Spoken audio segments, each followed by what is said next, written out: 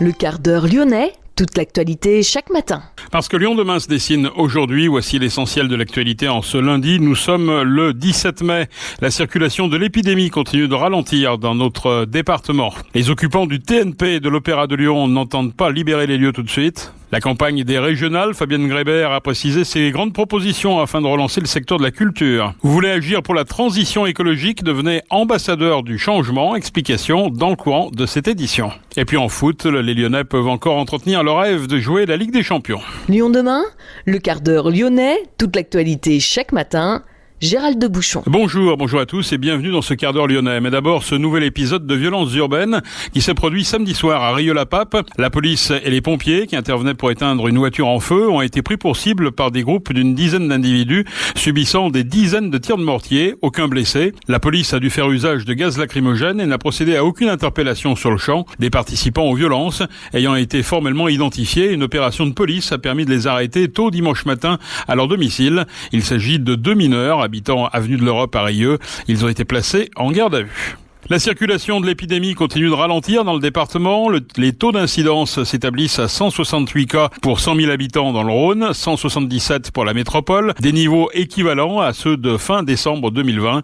Ils sont en net retrait par rapport au dernier relevé, passant sous la barre des 200. La décrue est plus lente en ce qui concerne les hospitalisations. 742 personnes sont prises en charge dans les hôpitaux, 3 de plus que samedi, mais 14 de moins que vendredi. En réanimation, l'amélioration est nette. 186 patients sont en soins intensifs, soit 10 de moins que vendredi. Ce week-end, 6 personnes sont quand même décédées des suites du Covid-19 en milieu hospitalier, ce qui porte le nombre de décès à 3075 depuis mars 2020. Le Rhône a passé la barre symbolique des 500 000 injections, les premières doses de vaccins. 514 335 habitants ont été piqués au moins une fois, soit une couverture de 27% de la population, toujours moins que la moyenne régionale, 29%. Le ministère de la Santé envisage d'élargir la vaccination aux plus de 18 ans avant le 15 juin, en fonction de l'avancée de la vaccination sur le public déjà éligible. Lyon demain, un site internet, du son, de l'image, un média complet pour les Lyonnais qui font avancer la ville. Les occupants du TNP et de l'Opéra ont mené hier après-midi une action au niveau de la barrière de péage du périphérique Nord. 30 à 40 personnes ont ouvert les barrières pour laisser passer gratuitement les usagers. Les occupants du TNP et de l'Opéra revendiquent une meilleure indemnisation du chômage et dénoncent la politique culturelle actuelle. Depuis le 15 mars, l'Opéra est occupé par des militants réclamant la réouverture des lieux. Notez qu'ils axent aussi leurs revendications sur d'autres demandes, comme la précarité des intermittents et des étudiants, dans l'optique de préparer dans les meilleures conditions la réouverture des lieux culturels prévus mercredi. Les directeurs de 4 théâtres publics ont appelé dans un communiqué conjoint à lever les occupations. Nous ne quitterons pas les lieux tant que l'ensemble des revendications n'ont pas été satisfaites, leur ont répondu les intéressés.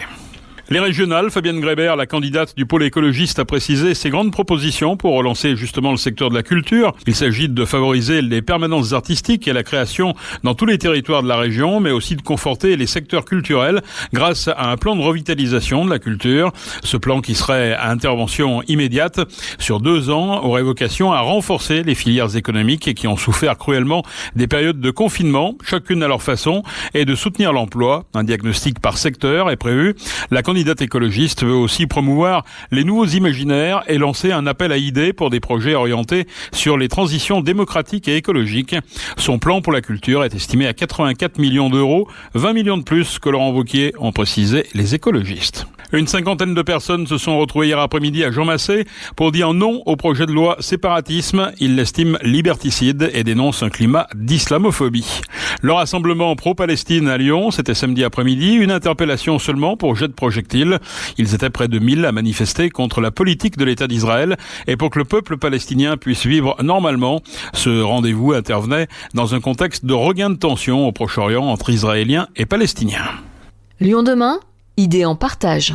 Vous voulez agir pour la transition écologique? Mieux, vous avez envie d'inciter les autres à agir. Alors vous pouvez devenir ambassadeur du changement.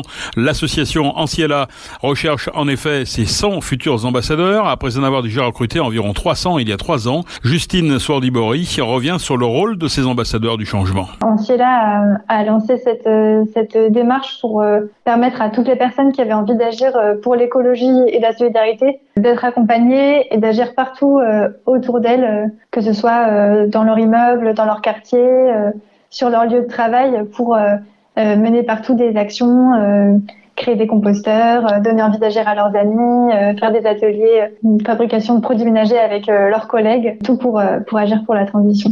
400 sur Lyon et sa région, c'est bien, mais on est une région où il y a presque 1 million d'habitants. Si on veut vraiment agir pour la transition, ça va pas être suffisant, 400 personnes. Là, on est face à des défis qui sont immenses pour lutter contre l'effondrement de la biodiversité, pour préserver le climat. Il faut qu'on soit vraiment le plus nombreux possible. Notre but, c'est d'être 600 avant la fin de l'année 2021 pour vraiment tous ensemble commencer à avoir un impact fort sur la transition à Lyon et ses alentours. Parmi les premiers ambassadeurs et ambassadrices, nous avons rencontré Eva Rosset. Elle nous explique sa motivation toujours intacte et la mission des ambassadeurs. Moi, j'ai commencé à m'engager autour de la question de la réduction des déchets, donc par rapport à ma consommation, ma façon de faire les courses. Et puis, comme j'habitais pas loin du local d'Anciella à Lyon, je passais plein de fois devant. Je suis rentrée, j'ai demandé des informations et j'ai connu le programme. Et c'est ça qui a fait que j'ai pu m'engager avec le programme ambassadeur et venir aux réunions une fois par mois. Ça consiste en quoi exactement, être ambassadeur ou ambassadrice ? C'est la possibilité d'avoir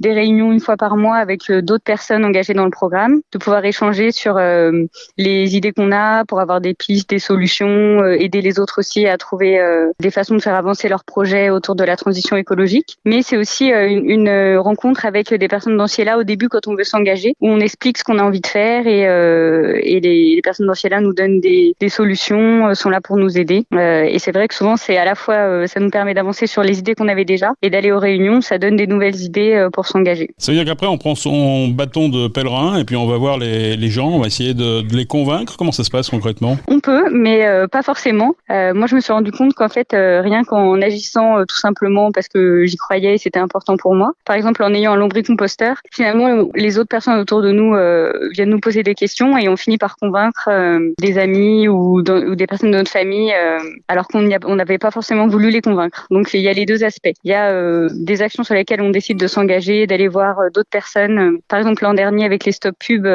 quand Ciela avait lancé une grande campagne de stop pub à Lyon. Mais ça peut être vraiment aussi juste par sa façon de vivre et ses choix, d'essayer d'éclairer les autres quand ils viennent nous voir avec des questions. Alors on profite de la radio, c'est quoi le lombricomposteur ? Le lombricomposteur, c'est un compost en fait qui est sur plusieurs étages, comme une grande boîte avec des vers de terre et en fait on met ses déchets dedans et les vers de terre mangent les déchets. Et ça permet d'avoir un compost dans un appartement quand on n'a pas forcément un jardin ou un grand espace pour faire du compost. Quel bilan vous tirez de cette période où vous êtes, depuis que vous êtes ambassadrice, depuis 2-3 ans ?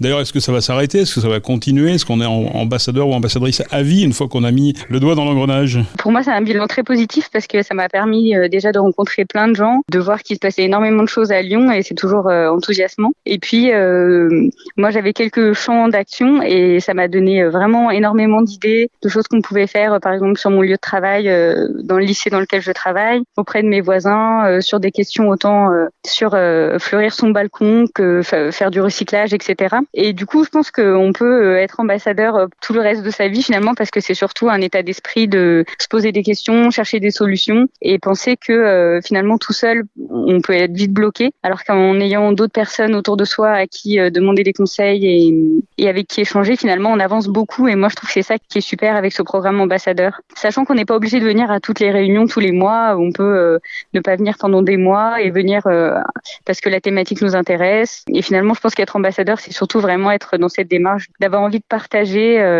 soit parce qu'on fait les choses, soit parce qu'on a des convictions et qu'on se lance dans des campagnes à des moments qui nous touchent. Finalement, on apprend autant qu'on transmet, on peut résumer ça ainsi ? Oui, vraiment, oui. À chaque fois, on apprend des nouvelles choses et puis quand on a envie que les autres soient autant convaincus que nous, forcément, il faut se mettre au point, il faut être capable de répondre à des questions et puis on n'a pas envie de lancer les autres, surtout qu'au début, on va voir nos collègues ou notre famille ou nos amis. Donc, on n'a pas envie de les lancer dans des choses qui sont pas 100% fiables ou qui peuvent être décevantes. Donc, c'est vrai qu'il faut se blinder et être sûr de soi. Finalement, on est regardé comment quand on est ambassadeur par les autres ? Ça dépend. Alors, parfois, je trouve qu'au début, il y avait beaucoup ce côté un peu, on peut être un peu moqué gentiment, comme l'écolo de service qui est toujours avec ses stop pubs, ses gobelets recyclables, etc. Mais finalement, j'ai l'impression que d'année en année, on est de plus en plus écouté, voire sollicité, et le regard change. C'était votre ambition au départ ? Non, pas du tout. Moi, j'avais envie de m'engager moi.